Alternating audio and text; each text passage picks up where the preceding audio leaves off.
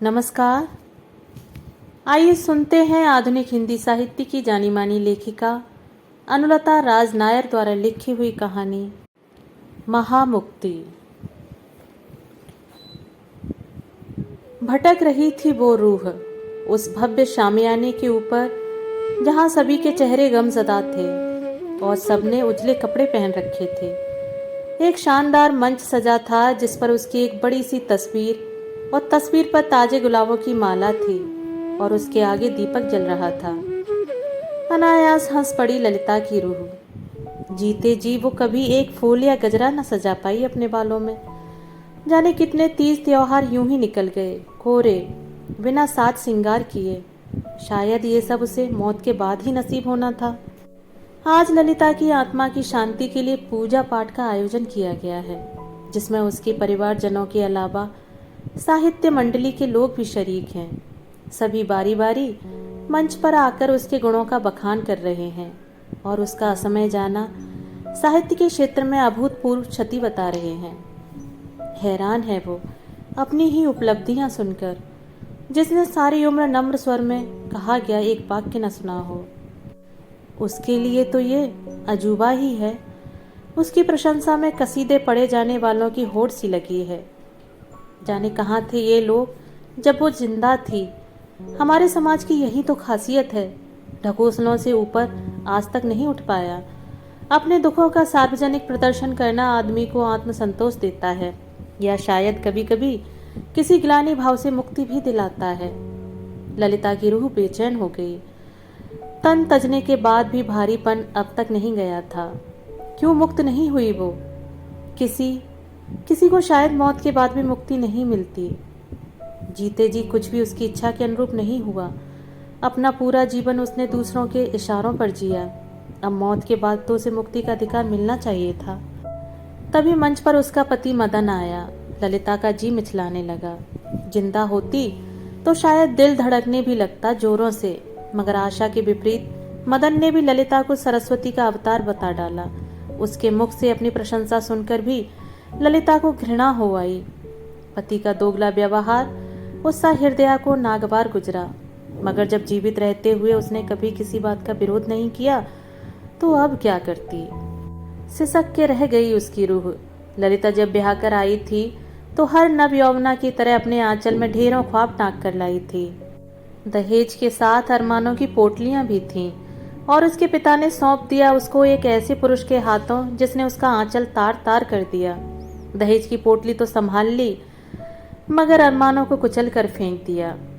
ललिता एक मध्यम वर्गीय सुसंस्कृत परिवार की बेटी थी। वो 2 बहनें थीं जिन्हें शिक्षक माता पिता ने बड़े स्नेह से पाला था। उनकी हर उपलब्धि पर माँ उन्हें एक पुस्तक उपहार में दिया करती, जो उनके लिए किसी स्वर्णाभूषण से कम न थी। दोनों बहनें सुंदर, विनम्र, सुघड़ और संस्कारी थीं। और ससुराल में माहौल एकदम उलट। यहाँ अखबारों में चटपटी खबर पढ़ने के सिवाय किसी को उसने पढ़ते नहीं देखा। और तो और उसके पठन पाठन पर भी उन्हें ऐतराज होता। ताना मारते हुए कहते, माँ शारदा, पहले काम तो निपटा लो। आहत मन से वो जुट जाती अपने काम में। घर में ससुर और पति के सिवाय कोई था नहीं, सो ज्यादा काम भी नहीं रहता था। अशिक्षित होने भर से क्या आदमी को पशुवत व्यवहार करने का अधिकार मिल जाता है? ऐसे प्रश्न ललिता के मन में अक्सर उठते रहते, मगर किससे मांगती उत्तर। आरंभ में वो अपने अपमान को गटक नहीं पाती थी और मदन से जिरह करती, मगर मदन उसे कुतर्क न कर कहकर चुप करा देता। जिसकी लाठी उसकी भैंस वाला हिसाब था यहाँ। सो धीरे धीरे उसने शिकायत करना भी छोड़ दिया और खुद में मगन रहने लगी। मदन एक ऐसा पति था जो उसको न कभी हंसाता, न रिझाता, न प्रेम जताता, बस इस्तेमाल करता। ललिता हाड़ मांस की बनी गुड़िया सी हो गई थी।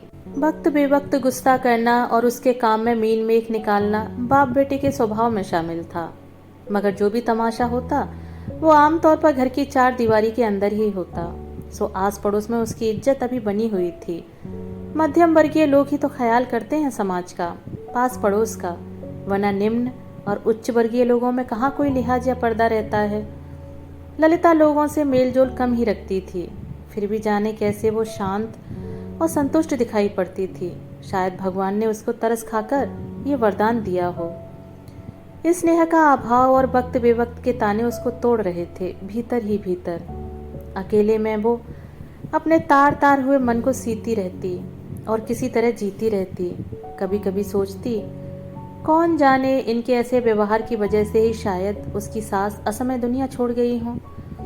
काश वो जीवित होती तो एक स्त्री होने के नाते उसको कुछ सहारा मिलता। शायद उनका नारी मन उसकी पीड़ा को समझता। मगर जो चला गया उसको वापस तो लाया नहीं जा सकता। जीवन के पन्ने कभी पीछे पलटे जा सकते हैं भला। ऐसे ही माहौल में ललिता गर्भवती हुई। उसको लगा शायद अब दिन फिर जाएंगे, पितृत्व बदलाव अवश्य लाएगा मदन में। मगर उसके हाथों की लकीरें इतनी अच्छी न थीं। लिंग जांच के बाद उसका गर्भ गिरवा दिया गया और ऐसा 3 सालों में 2 बार हुआ। उनका कहना था कि उन्हें एक और ललिता नहीं चाहिए।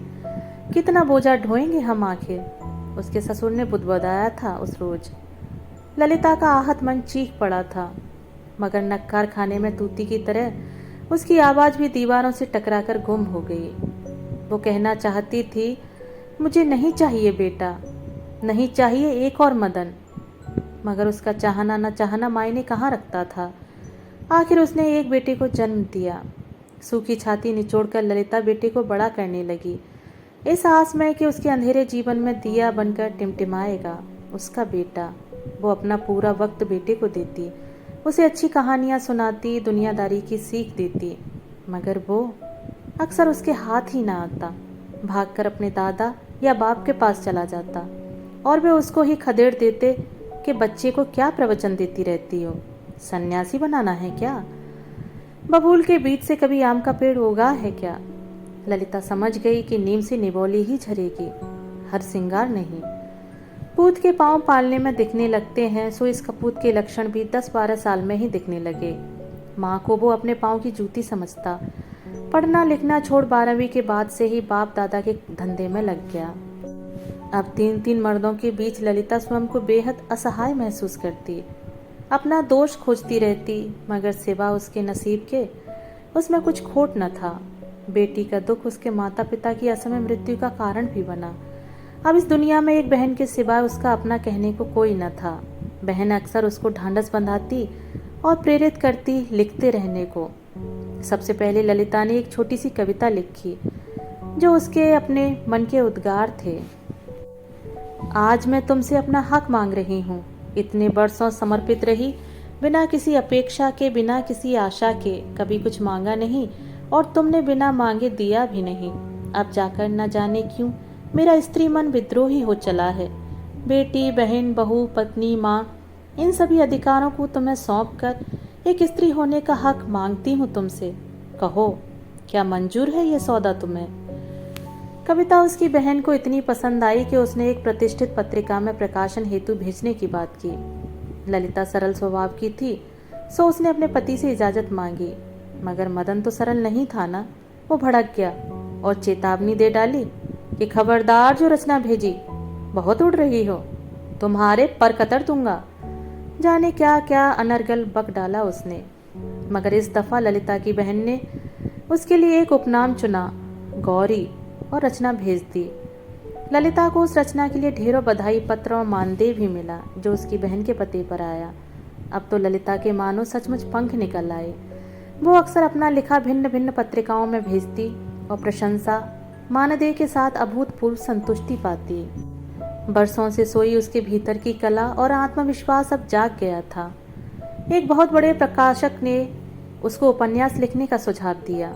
रचनात्मकता की कोई कमी तो थी नहीं और उत्साह भी उबाल पर था। कुछ ही दिनों में उसने उपन्यास पूरा कर डाला और पुस्तक प्रकाशित होकर बाजार में भी आ गई।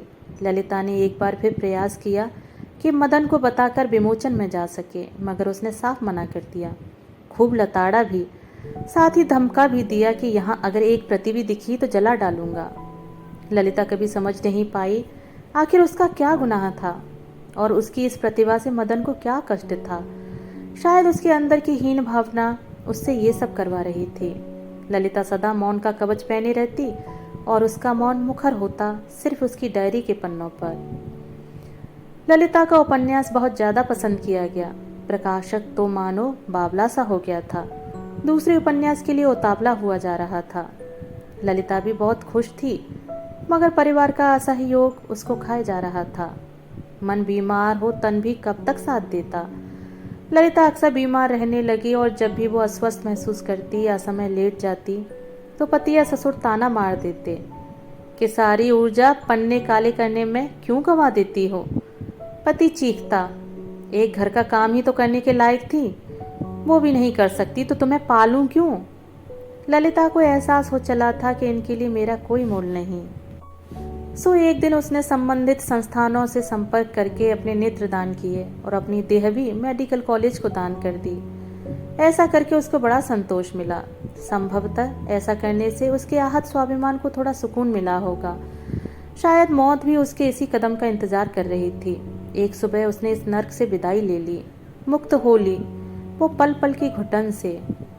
सुबह 8 बजे तक ललिता उठी नहीं तो पति, ससुर, बेटा सभी चीखने लगे, मगर अब ललिता किसी की चीख पुकार सुनने वाली न थी।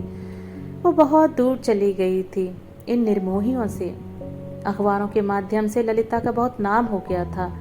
सो खबर उस छोटे से शहर में आग की तरह फैल गई। लोगों का तांता लग गया मदन के घर। अंतिम संस्कार की तैयारियां होने लगी। तभी ललिता के तकिए के नीचे से एक कागज का पुर्जा निकला। मदन ने पढ़ा तो उसे पता लगा कि उसकी स्वाभिमानी पत्नी ने अपने नेत्र के साथ देह भी दान कर दी है। मुखाग्नि का अधिकार भी छीन लिया था उसने। मदन ने 2 पल को सोचा, फिर कागज फाड़ के फेंक दिया और शव यात्रा निकालने की तैयारी में जुट गया।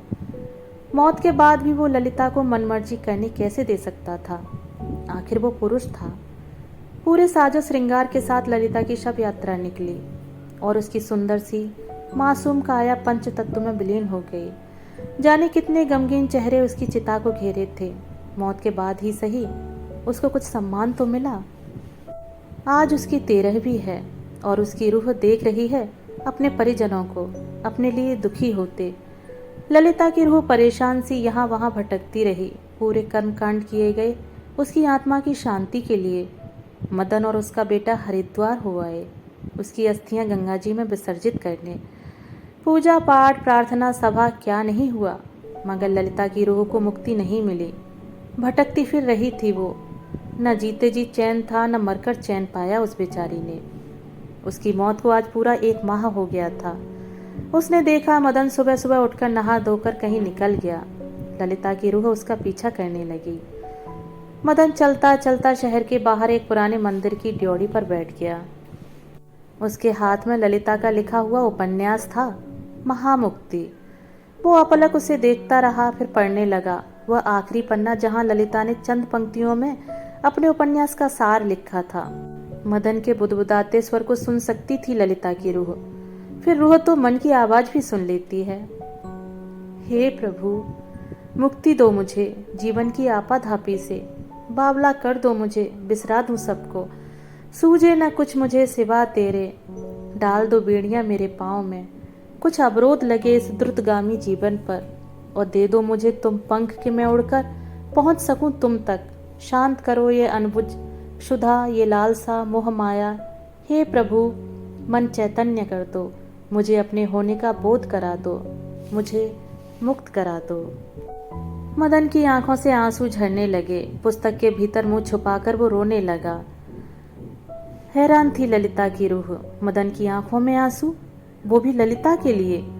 मदन बहुत देर तक सिसकियां लेता रहा और फिर किताब को सीने से लगाए चला गया। ललिता की रूह को एक अजीब सा हल्कापन महसूस हुआ। उसे लगा उसे कोई खींच रहा है ऊपर। गुरुत्वाकर्षण से परे वो चली जा रही थी ऊपर, बहुत ऊपर। पा गई थी वो महामुक्ति। आज देह के साथ उसकी आत्मा भी मुक्त हो गई थी।